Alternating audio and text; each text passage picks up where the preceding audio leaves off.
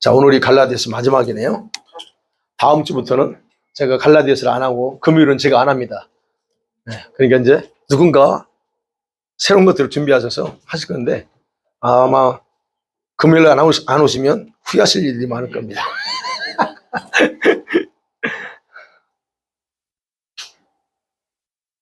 자, 갈라디아서 6장 11절에서 마지막 절입니다.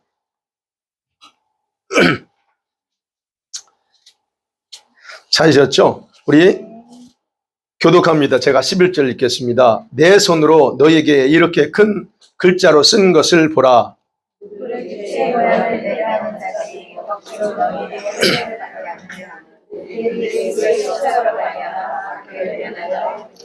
할례를 받은 그들이라도 스스로 율법은 지키지 아니하고 너에게 할례를 받게 하려 하는 것은 그들이 너의 육체로 자랑하려 함이라.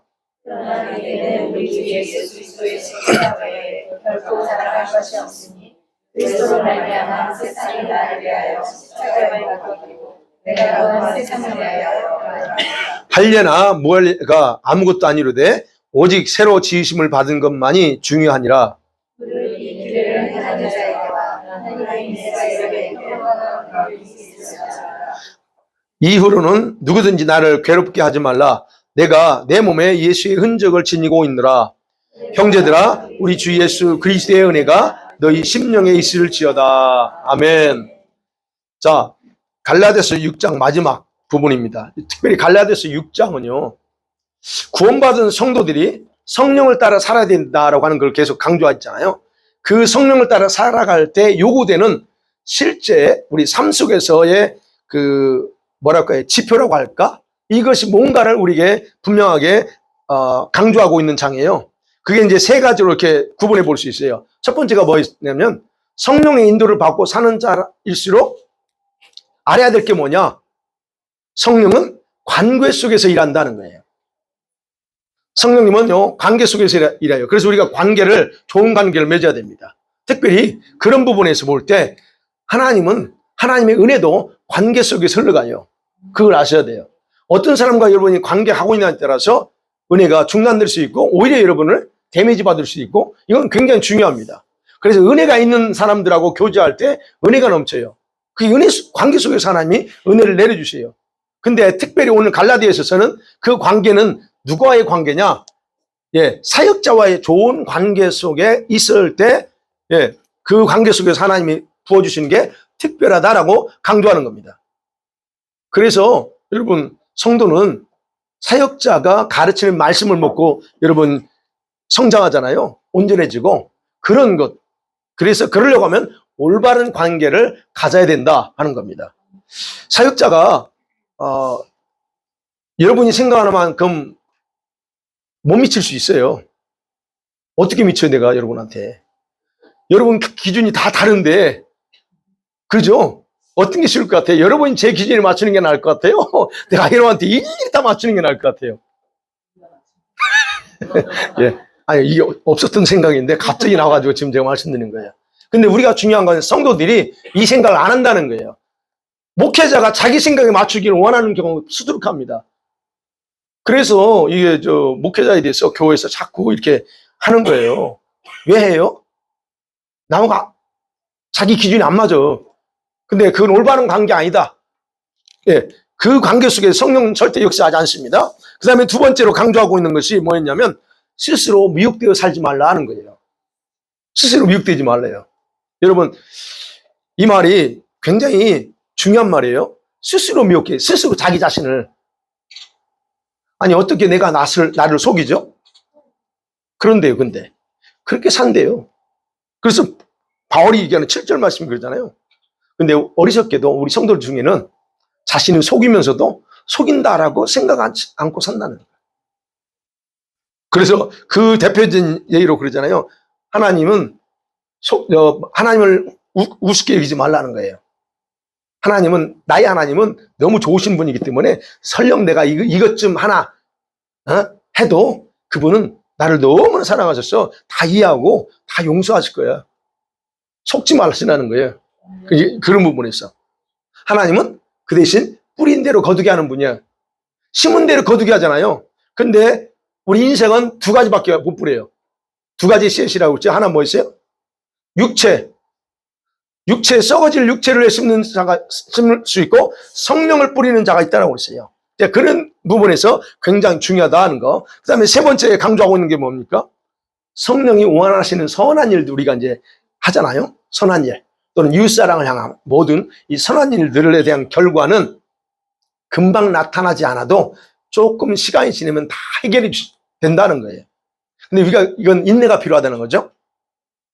여러분, 그래서 낙심하지 말라 그러잖아요.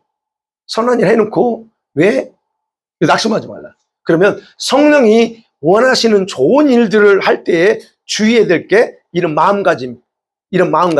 뭐가 필요해요? 시간이 필요합니다. 뭐든지 시간이에요. 씨앗을 뿌렸으면 그 씨앗이 싹이 나려면 시간이 필요해요. 우리가 어떤 선행을 할 때 그 선행이 우리에게 좋은 결과가 오려면 시간이 필요해요. 뭐든지. 기도응답도 시간이 필요한 거. 이런 것처럼 이런 마음가짐의 자세가 굉장히 중요하다는, 그게 열쇠라는 거예요. 그래서 낙심하지 말고 실망하지 말라 하는 거. 그리고 나서 지금 바울이 이 편지의 결론으로서 11절부터는 뭘로 얘기하냐면 이제 지금까지 쭉 얘기해왔던 이슈가 뭐 있어요? 할례받아야 된다. 너희가 구원받으려면 예수님 믿고 거기에다 하나 더 해야 돼. 유대인들이 주장하는 거죠. 그래서 그 할례하고 예수님의 십자가를 언급하면서 끝을 맺습니다. 자, 첫 번째로 봅니다. 그는 본문에 돌아와서 11절입니다. 11절에서 쭉 내보면 13절까지 보면 그래요. 내가 너에게 이렇게 큰 글자로 쓴 거 보라는 거예요. 이게 무슨 말이냐면 나의 본심을 좀 알라는 거예요. 내 본심이 뭐였느냐 하는 거. 지금까지 내가 너희들 그 갈라디아 교회에서 사역하면서 내가 어떤 마음으로 어떤 본심을 가지고 사역했고 지금 내가 어떤 정신으로 이 편지를 쓰는가를 알라는 거예요. 보면 그래요. 좀 풀어서 말씀드릴게요. 내가 너희들을 계속 경고하고 강조하고 있는 게 무엇인지 확인해 보라 하는 겁니다. 그래서 말하죠. 내가 이렇게 너희들에게 명확하게, 정말 이게 막 흐리멍텅하게 한 게 아니고 명확하게 딱딱딱 선을 그어서 확인할 수 있도록 내가 말했고 가르쳤어. 그래서 이거 말합니다. 내가 큰 글자로 썼다라고 말한 거예요. 뭐 바울이 그 편지를 쓰면서 큰 글자는 어느 정도 쓰겠어요? 이 종에다 쓰면 얼마나 큰 글자 쓰겠어요? 근데 바울이 지금 그 의미는 뭐냐면 내가 너희한테 지금까지 크게 또는 강하게 강조하고 있는 게 뭐냐는 거예요. 복음의 기본 원리를 내가 강조하고 있지 않냐는 거예요. 그거예요. 기본 원리. 여러분, 이 복음의 핵심이 뭡니까? 핵심 뭐예요? 예수 그리스도의 십자가로 구원받는 자들, 구원받은 자들은 율법에서 이미 자유한 사람이야 라고 하는 거예요. 그리고 구원은 십자가면 충분해 라고 하는 겁니다. 이게 핵심이에요. 구원은 십자가만 충분합니다. 아멘? 십자가 외에 필요 없어요. 그러면 다른 것을 전한다 하는 것은 거짓 복음, 가짜 복음이라는 거예요. 그래서 1장에서 말씀해, 너 가짜. 근데 그럼에도 불구하고 이 갈라디아 교회에 거짓 선생들, 이 거짓 선생들이 불신자들이 아니에요. 예루살렘에서 살던 유대인들인데 유대인들이 예수 믿고 유대인 크리스찬들이에요. 이런 자들이 지금 와가지고 이 갈라디아 교회 이방인 성도를 헷갈리게 만드는 거예요. 너희들이 할례받아야 된다는 거예요. 이거를 그래서 이제 거짓 선생이라고 말합니다. 이런 자들이 지금 잘못된 거짓 복음을 가르치면서 성도들을 미혹해서 일부가 넘어갔어요. 그러면 생각해 봐야죠. 보면 바울은 그게 아니다라고 강조했어요. 근데 그럼에도 불구하고 왜 이 거짓 교사들은 계속 할례를 강조하느냐는 거예요. 할례 받아야 된대. 거기에는 어떤 숨겨진 의도가 있다는 겁니다. 도대체 얘네들이 뭘 숨겨놓고 계속 지금 할례 받으라고 하냐는 거예요. 바울이 그걸 지금 다 드러내는 거예요. 그래서 12절 말씀입니다. 12절 한번 같이 읽어볼까요? 시작. 무릇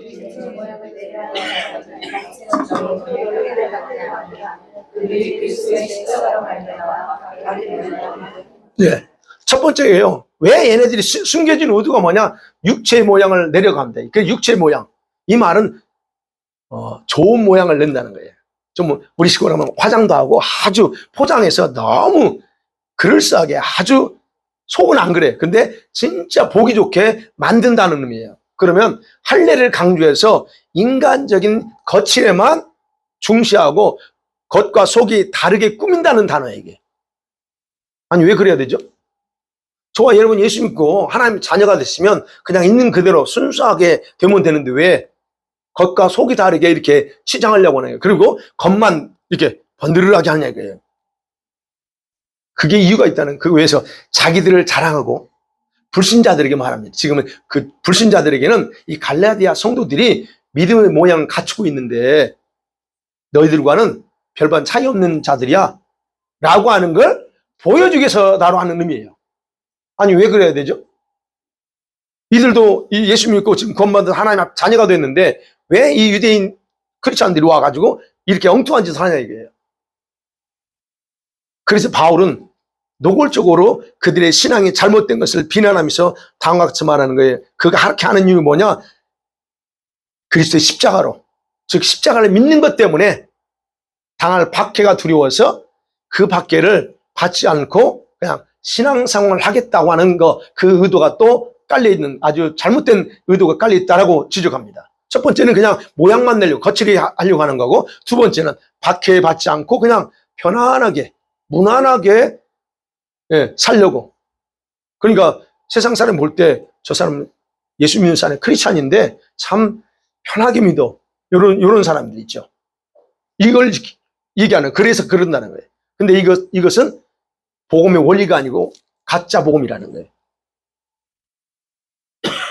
이 거짓 교사들을 유대인으로서 이 사람들이요, 유대인으로서 자랑거리가 되게 해주는 게 뭐냐? 할례예요. 내가 유대인인데 근데 거기서 또 누구까지 믿어? 예수님까지 믿어. 얼마나 좋아요? 유대인 중에서 거의 많이 안 믿어요. 여기서 초대교회 때 보면 5,000명이 돌아왔고 3,000명이 돌아왔어요. 뭐 그래봤자 10,000명 잡아요. 그러면 그 많은 유대인 중에서 특정인이에요. 그러면 자기들 입장에서는 특별한 의식을 가지고 있는 거예요. 나는 유대인인데, 할례 받은 유대인인데 거기에다 내가 예수까지 믿어. 그런 특별한 의식. 여러분, 그래서 이 사람들은 할례를 뭘로 생각해? 유대인의 우월성을 나타내주는 표시가 바로 할례예요. 그래서 이방인들은 다 개야, 이렇게 생각했단 말이에요. 그러면서 동시에 하나님과의 언약 관계를 확증해 주는 게 이 할례잖아요. 우리가 너무 잘하는 것처럼. 근데 그런 사람들이 자기들의 혈통적인 우월성을 내세워서 이방인 갈라디아 교회 성도들을 자기들처럼 만들려고 하는 것. 이런 것은 사실 마치 갈라디아 교회 성도들을 위하는 것처럼 가장하지만 그것은 거짓이다라는 걸 지금 바울이 그걸 신랄하게 지적하는 겁니다. 그래서 보세요. 갈라디아 성도들이 이 거짓 선생들의 가르침을 따라, 그래, 그러면 그들이 할례를 받는다 생각해봐요. 그럼 할례 받으면 어떻게 해요? 유대인들처럼 자기들도 뭔가 하나 받았어. 그러면 겉모습만, 지금 육체의 겉모습만 번지르게 꾸미고 있다는 얘기예요. 그러면 어떻게 해요? 그게 올바른 신앙이 되는 게 아니고 오히려 거짓 신앙을 뒤집어 씌운 것과 똑같아요. 근데 그거를 이 갈라디아 성도 모르는 거죠. 근데 이 바울이 그걸 간파하고 지금 이 거짓 선생들이 지금 이 짓을 하려고 한다라고 하는 거예요. 얼마나 악한 짓입니까? 네. 그들이 자칭 크리스찬이라고 말하는 이들이 지금 그렇게 하고 있다는 거예요. 결국은 이런 유대인 이 거짓 선생, 거짓 그리스도인들은 이미 예수님을 믿어서 구원받았을 뿐 아니라 할례까지 받아서 육체적으로 보면 완벽한 자, 완벽해. 모든 걸 다 갖고 있다는 거예요. 그런 걸 내포하는 거예요. 그런데 사실 보면 바울이 여기 지적하는 거예요. 그들은 구원받은 신앙이 아니에요. 그들은 오직 할례만 강조하는 할례당이다라고 신랄하게 비판하는 거예요. 할례당. 그리고 할례를 구원의 기준으로 내세워서 이 갈라디아 성도들을 구원에서 축출되게 하려고 하는 이런 악한 자들이라고 이렇게 표현하는 겁니다. 그래서 이런 거예요. 이렇게 쉽게 좀 표현하면 유대인 크리스찬인 우리들은 구원의 조건에서도 누구 못지않게 유리한 특권을 가졌어. 할례는 이미 받고 있으니까. 근데 이방인 너희들이 우리들처럼 할례 받지 않으면 그래서 이 구원과는 상관없어 라고 기준을 확 트위스트해서 얘기하는 거. 얼마나 그럴듯합니까?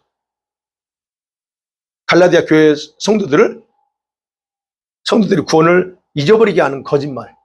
그런데도 이들은 지금 그렇게 얘기하고 있고, 그런데 거기에 또 속아서 넘어간 이런 성도들이 의외로 있었다는 거예요. 그래서 바로 그런 숨겨진 의도를 폭로하고 있다는 거예요.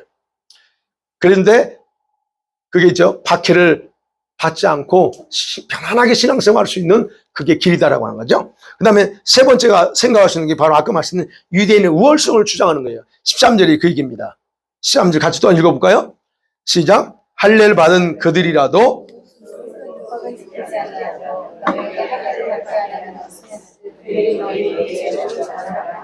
예, 유대인의 우월성을 지금 주장하는 거예요. 13절에 보면.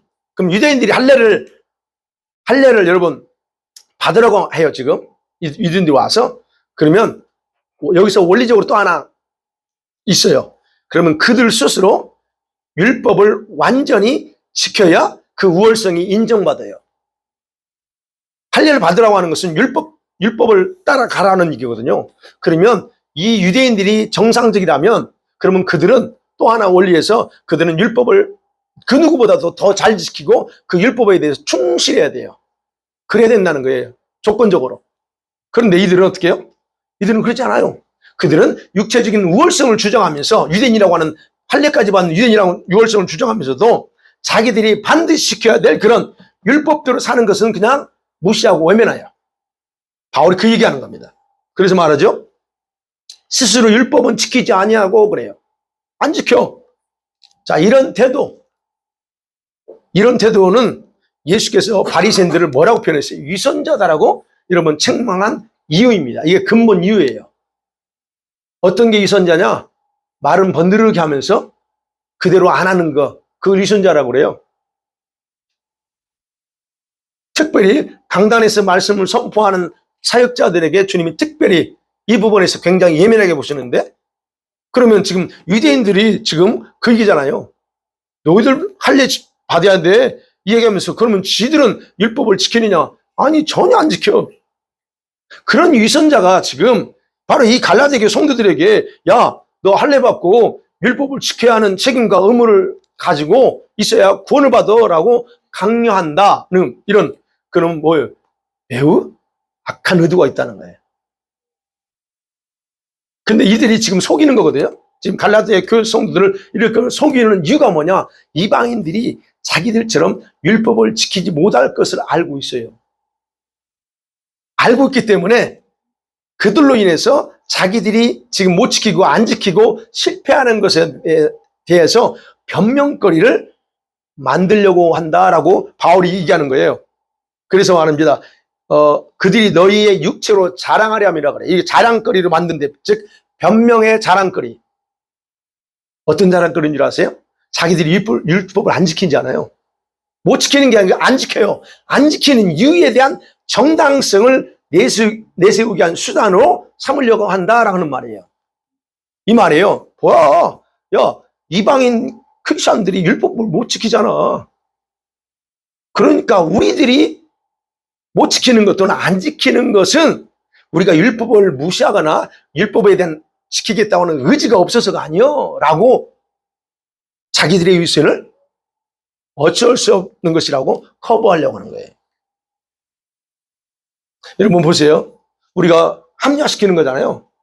내가 못하는 건 못한다고 하고 정직하게 이야기해야 되는데 이거를 자꾸 빙빙 돌려서 다른 사람의 탓하고 다른 사람에게 돌리려고 하는 이런 태도들, 바로 지금 바울은 이 유대인 크리스찬들 거짓 선생이 와서 하는 짓이 그 짓이다라고 드러내는 겁니다. 바로 이런 그들의 이런 태도는 바로 이방인 성도들을 걸고 넘어지려는 거예요. 네. 이방인들을 밟고서 자기들이 그 위에 서려고 하는 악한 행위다 하는 거. 자, 이렇게 바울이 깊이 이게 그들의 의도를 파악하고 지금 기록하고 있는 겁니다. 결국 어떤 거예요? 이단적인 이런 교훈은 외형적인 것만 중시하고 그래서 위선을 드러내요. 우리가 여러분 스스로도 봐야 되지만 우리 교회들이 오늘날 현대 교회가 지금 문제 중에 하나가 이거예요. 교회가 너무 위선이고 너무 타락돼 있어요. 즉 초대교회처럼 지금 바리새인들처럼 아주 그냥 교회가 너무 이렇게 변질되고 타락돼 있는 거, 이게 위선이라는 거예요. 교회가 정확하게 해야 될 거 또 할 건 하나 하지 않고 이 거짓 복음 가르쳐서 지금 얼마나 한국 교회가 뭐 우리는 한국 사람이니까 한국 교회가 얼마나 지금 심각합니까? 이런 상황, 바로 위선만 지금 가득한 상태가 한국 교회에 지금. 그렇게 이렇게 이단적인 교훈을 계속적으로 강조해봐요. 그러면 예수님의 십자가의 죽음을 무효화시켜요. 무효화시켜서 십자가 없는 그런 율법주의로 돌아가게 만들어요. 여러분 강단에서 십자가 복음이 전파되나요 요즘? 여러분 유튜브 안 보시니까 그래 안 보시는 게 낫다고 그러지 말죠. 차라리 보지 마세요. 왜요? 메시지들이 복음이 없어요. 다는 아니에요. 다는 아니지만 그런 부분에서 그렇게 복음을 십자가의 복음을 무효화시키는 그래서 오직 십자가 없는 율법주의로만 돌아가게 만들어버리는 결과를 가져왔다는 거예요. 근데 그게 자동적으로 그 결과가 와요. 이런 거짓된 것들을 따라가게 되면 자동적으로 그 가게 돼 있어요. 위선이 뻔한 거고 위선자가 가르치고 이 강단에서 하면 뭐가 나오겠어요? 위선적인 것밖에 안 나오지. 그렇게 되니까 결국 십자가는 없어지고 빠지는 거예요. 그러면 십자가 없는 구원 그게 가능하냐는 거예요. 가능하지 않습니다.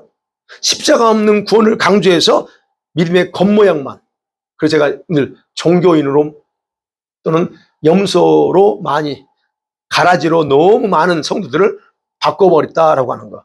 이게 지금 현재 우리의 모습이라는 거예요. 바로 이런 결과는 뻔하게 나타난 부분이다라고 한 것을 좀 더 생각해 봤습니다. 그 다음에 두 번째로 그러면 14절에서부터 16절까지를 보면 바울이 강조하는 게 나는 십자가만 자랑한다는 거예요. 이게 가장 중요합니다. 여러분 이 말을 다른 말로 표현해서 우리 성도들의 신앙은 인간적이어야 되느냐 영적이어야 되느냐를 명확하게 구분해야 된다는 거예요. 이 무슨 말이냐면 다시 말씀드리면 근본적으로 우리 성도들이 하나님을 위해서 행동해야 되느냐 하는 것이냐 아니면 하나님이 우리를 위해서 이미 해놓으신 것이냐를 분별하라는 거예요. 여러분 할례를 받아야 된다 지금 강조하잖아요. 그 강조하는 유대인 성도들은 그것이 하나님을 위해 행동하는 것이라고 주장하는 거예요. 너희가 하나님을 위해서 뭘 하려면 할례 받아야 돼. 그럴 때 너가 구원받아. 그래 구원을 하나님 주신다는 거잖아요. 근데 바울은 뭐라고 합니까? 오직 십자만 강조해요. 바울은. 그래서 바울은 그러죠. 하나님이 우리를 위해 이뤄놓으신 것을 취하는 것이 믿음이야라고 강조하는 거예요. 여러분과 제가 구원을 받기 위해서는 뭔가를 하려고 해서 받는 게 아니고 이미 해놓으신 것을 우리는 받아들이기만 하면 되는 게 구원이에요. 그러니까 구원받은 이후의 삶 말고 이건 달라요. 구원받은 이후의 삶은 우리가 이제 거기 맞는 삶을 살아야 되는데 우리가 구원을 받는다고 하는 부분에서 지금 갈라디아에서 이단들이 잘못된 가르침을 하고 있는 그 관점에서 보면 뭔가 행동을 해서 구원받는 게 아니다. 즉 율법을 지키고 할례를 받아서 구원받는 게 아니다는 거예요. 할례를 강조하잖아요. 유대인들은. 할례를 받아야 구원받는다고 하잖아요. 그러면 그런 사람들은 뭐예요? 율법에 내가 하라고 하는 대로 복종한 결과로 내가 구원을 얻겠다는 거예요. 근데 그렇게는 구원을 얻을 사람 한 사람도 없다라고 이미 바울은 얘기했어요. 근데도 지금 이 거짓 선생들은 가르쳐. 그러니까 구원 못 받는다는 얘기예요. 바울의 표현에 절대로 구원 못 받는다. 왜냐하면 13절에서 바울이 그랬잖아요. 그들은 스스로도 율법을 안 지켜. 안 지키면서 구원 받을 수 있다고 이 거짓된 잘못된 그런 논리를 전개하잖아요. 그러니까 결과적으로 그들은 구원을 얻어질 수가 없는 거예요. 얻으려고 하는 거 지금 얻을 수가 없다. 바울은 말합니다. 그런데도 그들은 어떻게 해요? 계속적으로 여전히 그걸 강조하는데 이유가 뭘까 하는 거예요. 여러분 그들의 유일한 목적은 십자가가 걸림돌이라고 그랬잖아요. 아까 12절에서 십자가 걸림돌. 십자가만 아니면 박해 없이 그냥 편안하게 신앙생활할 수 있다는 거예요. 문제는 십자가예요. 그들은 십자가 없는 구원을 진짜 구원이라고 굳게 믿고 살고 싶은 거예요. 네. 여러분 목회자가 강단에서 십자가의 복음을 전하면 지금이야 좀 괜찮아요. 조롱과 박해는 그때 바울 당시는 심각했어요. 근데 오늘날도 이제 좀 있으면 이런 일이 벌어진단 말이에요. 강단에서 십자가, 오직 십자가만 강조하면 세상 뒤떨어진 목회자라고 비난받을 수 있습니다. 누구한테? 성도들한테. 그러니까 이럴 거예요. 복음을 전하면, 제대로 복음을 전하면 조롱받고 박해받을 수 있는 상황이 올 수 있다는 거예요. 지금 바울 당시 그랬던 것처럼.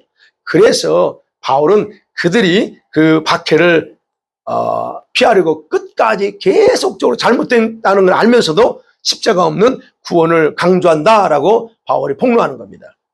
여러분, 십자가는 우리 기독교의 본질입니다. 핵심입니다. 그죠? 네.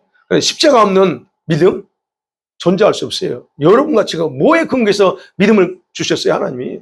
이 십자가 때문에 주셨잖아요. 근데 이거를 무시한다? 아닙니다. 그래서 바울은 그들과 정반대, 상반되는 태도를 지금 강조하는 거예요. 그래서 말하죠. 14절에 자신은 복음을 전하면서 내가 자랑할 것은 다른 건 존재하지 않고 오직 십자가뿐이다 라고 하는 게 14절에 그랬죠. 그렇죠. 내게는 우리 주 예수 그리스도의 십자가 외에 결코 자랑할 게 없다 이겁니다. 맞습니다. 그죠? 여러분, 세상 보기에는 십자가가 얼마나 여러분 불행한 거예요. 십자가는 저주입니다. 아이고, 저거, 회피의 대상이에요, 십자가는. 세상 단은 볼 데가 없다는 거예요. 그런데 바울은 그게 오히려 자랑거리래요. 아니, 십자가 때문에 얼마나 고통당해요? 근데 그걸 자랑하고 다녀. 여러분, 이게 제대로 된 그런 사역자 모습이고 믿음의 그 사람의 성도의 모습이에요. 저와 여러분에게 있어서 십자가와 여러분 기억해야 될 건 십자가 외에 자랑하면 안 된다. 이건 우리가 너무 잘 알죠. 근데 때로는 우리가 인간이라 십자가와 그리고 나 자신과 동시에 자랑하려고 합니다. 자랑할 수 없다는 거예요. 나 자신을 내세울 수가 없어요. 나 자신을 내세우면 십자가는 없어지는 거예요. 그러면 내가 누구예요? 한순간에 죽어버리고 한순간에 그냥 끝날 수 있는 존재인데 내가 뭐가 대단해요. 근데 우리는 그럴 수 있다는 거예요. 그래서 바울은 말하는 거 오직 십자가는 없어 하는 거예요. 그래서 십자가를 자랑하지 않으면 반드시 결국 자기를 자랑하게 돼 있고 동등한 위치로 자기를 올려놓게 돼 있어요. 그래서 많은 목회자들이 망하는 거예요. 많은 성도들이 처음에는 순수하게 출발했다가 다 망하는 거예요. 자기를 십자가 앞에 올려 같이 마치 동등한 위치처럼 그래서 두려운 거예요. 여러분과 저는 그래서는 안 됩니다. 네. 그래서 바울이 지금 오직 십자가만을 자랑하면서 자신이 그렇게 하게 된 원리를 기가 막히게 풀어 얘기해요. 여러분, 14절 같이 한번 14절 같이 읽어봐요. 중요하니까. 다시 시작. 그러나 내게는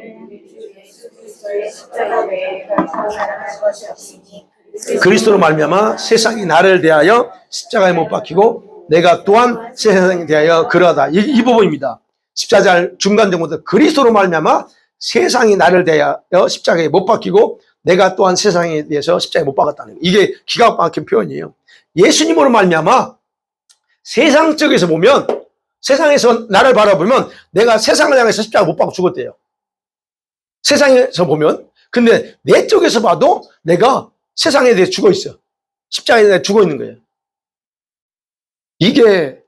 여러분 이게 생각해 보셨나요?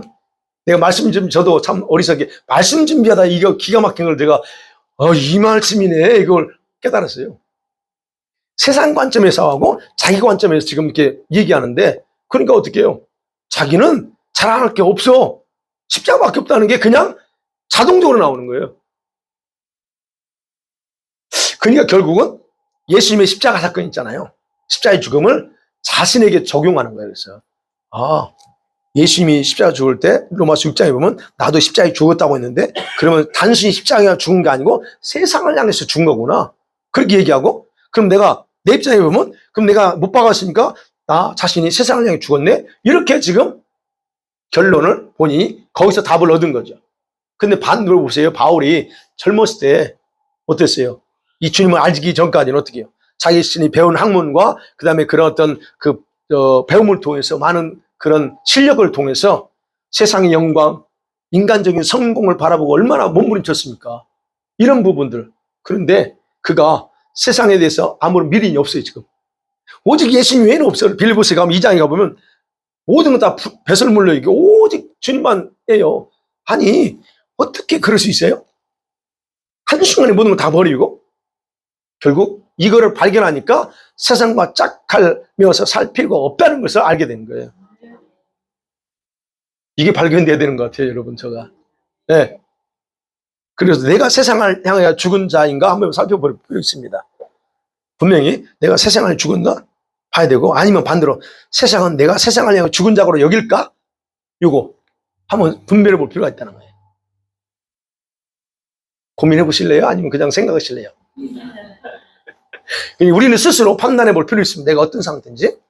자, 그래서 그리스도 안에서 이렇게 새로워진 이렇게 본성을 가지고 세상을 향해서 죽은 자로 자기를 부인하고 십자가를 날마다 지고 가야 되는 거, 이게 결국 그래서 강조하는 것을 좀 더 이해할 수가 있습니다. 자, 이런 신앙으로 우리가 변화된다면, 이제 바울이 또 그 다음 얘기는 거예요. 이런 신앙으로 변화된다면, 여러분, 우리가 신앙생활하면서 살아가면서 중요하다고 여기는 것이 결국 몇 개 없다라고 하는 결론을 금방 알게 된다는 거예요. 그래서 15절에서 말하는 거예요. 할례나 무할례나, 야, 지금 와서 보면 할례가 중요하고 무할례가 이게 아무것도 아니다는 거예요. 뭐가 중요하냐? 오직 새로 창조된 것, 지으심을 받은 것만 한 가지만 중요하대요. 할례? 무할례? 이거 가지고 싸울 필요 없다는 거예요. 이런 거는 아무 문제가 안 돼. 이건 이건 믿음의 본질이 아니니까. 그럼 본질이 뭐냐? 내가 새롭게 창조되었다는 것 자체가 가장 중요하다는 거예요. 무슨 창조예요? 영혼의 거듭남으로 새롭게 창조됐잖아요. 뉴 크리에이션이 됐잖아요. 이게 가장 중요한 핵심이라는 거예요. 죄로 인해서 손상되고 무너진 우리의 영혼이 완전히 회복됐잖아요. 이게 중요하다는 거예요. 여러분 보세요. 우리가 진짜 중요한 걸 발견하면 비본질적인 것들 아무것도 아닌 걸로 여기잖아요. 근데 이게 우리 젊었을 때는 잘 안 되더라고요. 지금 한 30대, 40대 되신 분들 그게 되나요? 집사님들 물어볼게요. 한 40대 되신 분들 지금 돼요, 이게? 아멘. 할렐루야. 근데 안 되더라고, 저는 40대 때. 그게 안 되더라고. 아니, 그래서 항상 내 건 없다. 늘 의식은 했어요. 내가 가진 건 다 주님 거지. 의식을 했는데, 그래서 그냥, 줄 건 주고, 했는데, 근데 지금 돌이켜보면, 바울이 말하는 것처럼 그게 아니었던 것 같아. 아이고, 지금 돌이켜보면 참 어리석은 게 너무 많아요. 그죠? 근데 60 되고, 그리고 권사님 50도 안 된다고 그랬어요? 60 이상 되면 이게 되죠? 권사님 대개 60이면 돼요, 이제? 글쎄요. 이두환 집사님 돼요? 글쎄요. 여러분, 이런 것들이, 물론 이제, 그래서 우리 권사님 연배정도는 지금 다 아마 그랬을 거예요. 그죠? 우리 권사님들은 이제는 진짜 중요한 게 없어. 오직 저기야. 이게 그럴 거예요. 근데 이게 그냥 안 되더라, 이게. 지금 바울이 끄는 거예요, 지금. 그래서 강조하는, 할래? 뭐 할래? 지금 치고받고 싸우고 지금 나를 비난하는데 도대체 그게 중요한 거냐? 본질이 아니다는 거예요. 본질이 뭐냐? 내 영혼이 지금 새롭게 됐다는 거. 이게 가장 기본적인 축복이라는 거예요. 여러분, 십자가의 죽음을 통해서 이렇게 새롭게 된 거. 그래서 십자가의 복음의 본질이고 이것이 이 사실을 우리는 붙잡아야 된다 하는 거예요. 이것이 진짜 믿음 생활이고 구원받은 자가 걸어가고 따라가야 될 기준이다 또는 규례다 그래요. 여기서 16절에 보면 그래요. 무릇 이 규례를 행하는 자에게 그래요. 이 규례란 말, 캐논입니다. 헬라말 캐논. 영어로 캐논이 뭐예요? 표준, 기준, 줄자, 자라는 말이에요. 네. 그래서 그렇죠. 이 규례를 행하는 자. 여기서는 우리말로는 그냥 행하는 자라고 했지만 헬라에는 따라 행하는 자라는 표현이 따라. 예. 따라 행하는 자라는 단어예요. 그럼 여기서 따라 행하는 단어라고 하는 말은 항상 뭐와 같이 붙어 다니냐면 성령을 따라 사는 것과 붙어 다녀요. 성령. 그럼 뭐 성령을 따라 사는 거. 우리가 그러잖아요. 그 단어가 여기부터 항상. 근데 여기서 그랬잖아요. 그 규례, 즉 십자가의 복음의 본질만 따라 그게 기준에 행하는 자, 강조하는 겁니다. 여러분, 그러니까 우리가 여기서 이 단어에서 우리가 또 하나 찾을 수 있는 부분이 뭐냐면, 예수님이 십자가를 부끄러워하지 않고 십자가의 복음의 본질만 따라 사는 것과, 그리고 또한 더 보다 적극적으로 성령 안에서 새롭게 살아가는 것은 같은 의미라는 거예요. 우리가 성령을 따라 산다는 말하고, 내가 십자가 복음 부끄러워하지 않고 그 복음의 본질만 따라가는 것도 역시 같아. 성령을 따라 사는 거예요, 그게. 이렇게 말하고 있는 거예요, 바울이. 그래서 그러면 보세요, 우리 하나 더 제가 조금 하다 보면 자꾸 깊이 파고 들어갑니다.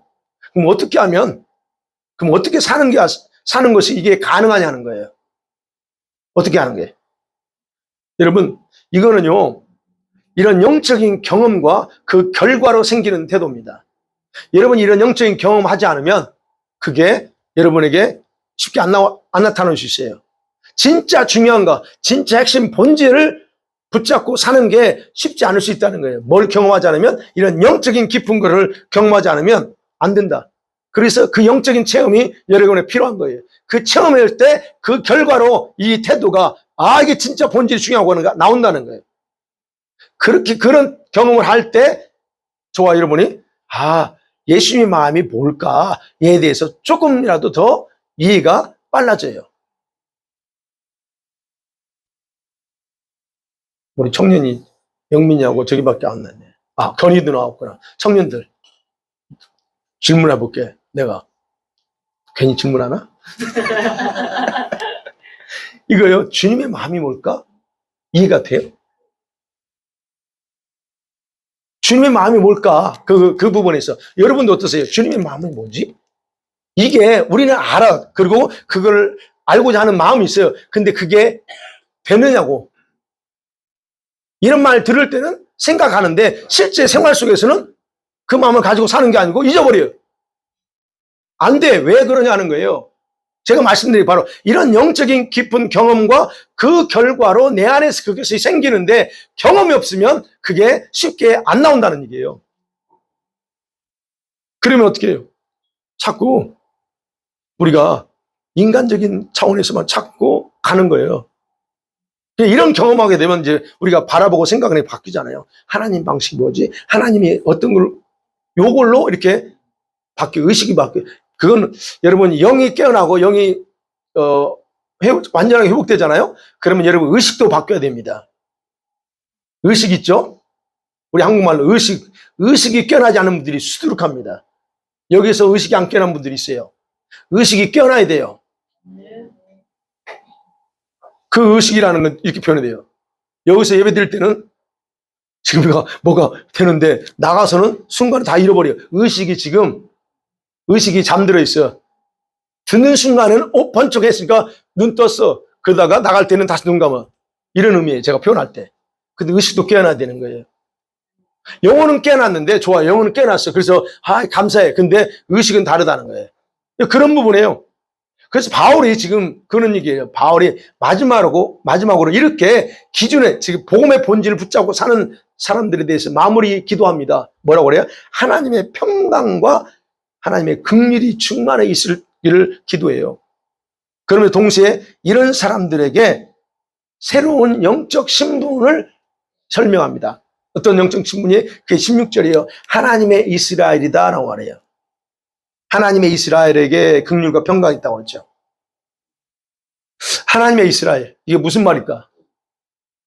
여러분, 십자가의 복음으로 세워진 구원의 기준, 이 기준을 따라 사는 자들에게 베풀어진 축복이에요, 이게. 근데 이 축복은 민족적인 게 아니에요.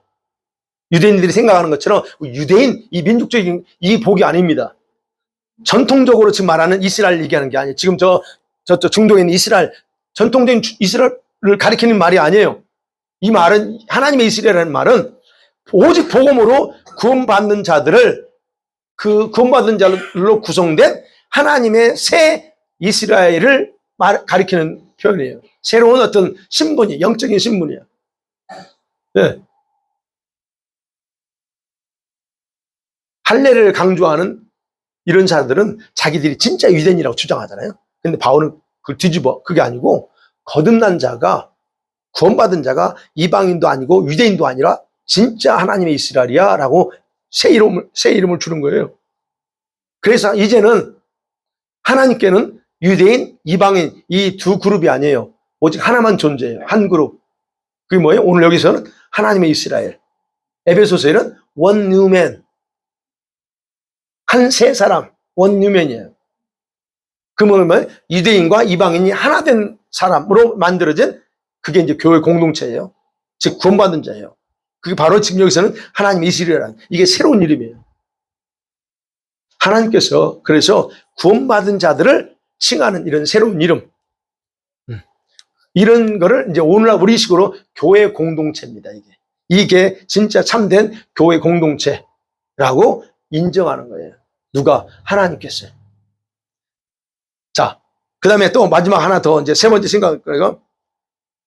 17절이죠. 예수의 흔적이라는 단어 나옵니다. 바울이 지금 자신에 대한 비판적인 생각에 사로잡혀서 지금 신앙생활을 하고 있는 갈라디아 교회 성도들, 그러면서 그들에게 단호하게 명령해요. 나는 지금까지 오직 십자가 외에는 자랑하지 않았어요. 그 얘기하는 겁니다. 그리고 나는 십자가 때문에 수많은 고통과 박해와 환난을 당했다. 그것이 내가 지금 내세울 수 있는 십자가 복음을 위한 흔적이야 나라고 말하는 겁니다. 그렇죠? 이후로는 누구든지 나를 괴롭게 하지 마. 제발 나 괴롭게 하지 마라. 왜? 내 몸에 예수님의 흔적을 가지고 있어. 그 얘기하는 거예요. 흔적이 뭐냐는 거예요. 그러니까 더 이상 나 괴롭히지 마. 좀 제발. 나같이 정말 주님을 위해서 십자가 자랑하고 십자가만 하고 사역한 사람이 어디 있어? 얘기하는 거거든요. 괴롭히지 말래. 근데 여러분 바울에 대한 비난은 육체적인 고통이 아니에요. 뭐예요? 내면적인 고통이잖아요. 지금 슬픔. 그것도 자기가 키우고 양육해서 개척했던 교회 성도들이 지금 자기를 비난하고 있다고. 얼마나 여러분 내적으로 그랬을 것 같아요. 그래서 여기서 말하는 예수님의 흔적이라는 게 뭐예요? 헬라 말로 스티기마타라는 단어예요. 인이요, 인. 하나님이 인을 찍는다 하는 게 있잖아요. 인이에요. 소나 양에게 주인의 그 소유주를 나타내는 표현, 또는 종이, 노예가 주인의 소유라고 하는 나타내는 그 자국 또는 도장이에요. 그럼 바울에게 이 예수님의 도장이 있대요. 그게 뭐냐는 거예요. 바울에게 있어서 예수님의 흔적은 그게 아니에요. 지금 바울이 강조하는 건 복음을 전파하다가 눈에 보이지 않는 뭐 또 도장을 찍었다는 게 아니고 복음을 전파하다가 그가 몸으로 당한 고난과 박해를 말하는 거예요. 그럼 그가 어떤 고난과 박해 당했어요? 어마어마하죠. 돌로 맞아 죽는 줄 알았고, 예, 그렇죠. 배 타고 가다가 배가 깨지고 뒤집어져 죽는 줄 알았죠. 이런 모든 40에 감하는 매를 몇 번 맞아요? 예, 이런 것들이 몸에 그대로 흔적이 남아있는 거예요. 그걸 흔적이라고 그래요. 근데 그것이 바로 주님께 내가 얼마만큼 충성이 있는가에 대한 거룩의 증표다라고 강조하는. 그러니까 이제 우리식으로 좀 그냥, 나 보통 사람이 아니야. 제발 나 건드리지 마는 거예요. 나 비난하지 말라는 거예요. 내 안에는 나는 그렇게 주님께 충성했는데 니들이 왜 나를 이러냐. 네. 이 정도 돼야 돼요. 우리가 교회에서 성도들이 자꾸 목회자들 막 하면 깡다고 있게 한번 돼야죠. 자, 정말 너 것들이 누군데 나를 건드려. 예. 바울이 지금 그 심정에 내가 지금, 물론 갈라디아 교회는 은퇴했죠. 거기 나왔죠. 근데 지금 그렇다 하는 부분이에요. 그래서 여러분, 복음 때문에 당한 그런 수고, 이 수고는 영의 세계에 보면 모두 흔적으로 남습니다. 이게 감사한 거예요. 영의 세계는 다, 우리는 눈에 안 보여요. 근데 영의 세계는 다 흔적으로 다 기록돼요. 물론 뭐 수호천사가 다 기록하는 것도 있지만, 주님이 벌써 다, 바울 같은 놈 직접 몸에 맞았잖아요. 이건 영의 세계는 흔적이에요. 예수님께도 흔적이 있었잖아요. 채찍질에 맞았을 때. 그 흔적, 그거 같아. 그래서 예수님 어떤 경우는 사람들한테 그 환상을 보여줄 때 못 박힌 모습, 피 흘리는 모습, 찢긴 모습으로 보여주신다고 그러잖아요. 아니, 예수님이 다 사롭게 다 부활하셨는데 왜 그걸 가지고 있어요? 아니, 흔적을 지금 보여주는 거예요. 이게 바로 영의 세계에서는 그대로 있다는 거예요. 근데 이 흔적은요, 저와 여러분이 단순히 교회 생활에서 얻을 수 있는 게 아닙니다. 네. 십자가의 복음을 전할 때만 받을 수 있어요. 여러분이 단순히 교회만 다니면 이 흔적은, 여러분은 주님을 위한 흔적 전혀 가질 수 없어요. 이 흔적은 정말 복음을 전할 때, 믿음을 지켜 나갈 때 이 흔적을 만들 수 있죠. 이게 가능하겠네. 남편이 안 믿었던 사람들. 그런 분들은 그냥 그랬죠. 그런 분들 얼마나 박해받고 그랬어요. 욕먹고, 여기는 그러지 않죠. 뭐 여기 한국처럼 옛날에 그건 아니죠. 어이없죠, 지금? 대부 물어볼까 보다가 내가 안 물어봤나? 예. 우리가 그 흔적은 바로 그런 거다. 바울이 그래서 그걸로 결론을 맺습니다. 우리 결론 맺어야지, 그럼 우리도. 자, 바울 자신이 전했던 복음 핵심은 6장에서는 십자가의 복음이다. 딱 정의를 딱 끝내버려요. 십자가 복음. 거짓 선생들은 계속 할례를 강조하고 그것이 구원의 기준으로 말하지만 그것은 유대인들의 우월성을 내세우기 위해서 그들이 거짓말로 속이는 거다라고 하는 걸 봤습니다. 할례가 대단하다라고 계속 주장한 거거든요. 그렇지만 하나님의 큰 구원의 그 입장에서 보면 아무것도 아니에요. 아무것도 아니다. 그러면 주님께서 가장 중요하게 생각하는 게 뭐라고 그랬어요? 5절에서 영혼의 새로운 창조, 새로운 변화, 하나님을 향해서 반응하며 살도록 새롭게 창조된 성도들의 모습이 가장 중요하다. 이것이 중요하다는 거예요. 예. 그래서 오직 십자가 외에는 자랑해서는 안 된다는 것을 바울이 지금 우리에게 당부합니다. 그러면 어떤 성도들에게 하나님께서 평강과 긍휼의 축복을 주시는가? 그렇죠? 이 십자가 복음을 기준으로 따라 전하고 사는 사람. 네, 이 사람들이 진짜 복이에요. 그런 복음이 살아 움직이는 교회 공동체가 바로 그런 겁니다. 네. 저와 여러분이 이제 가장 중요한 핵심을 뭔지 잡으셨죠? 이걸 놓치고 살면 안 됩니다, 이제. 예, 지금까지는 어땠을지라도 놓치고 살면 복음의 핵심. 가장 중요한 본질이 뭐예요? 그걸 잡아야 된다. 근데 비본질에 목숨 걸지 않고 살기 원합니다. 많은 분들이 비본질 아무것도 아닌 거 붙잡고 막 낑낑거리고 지금 싸우고 있어요. 근데 그거 아니다는 거예요.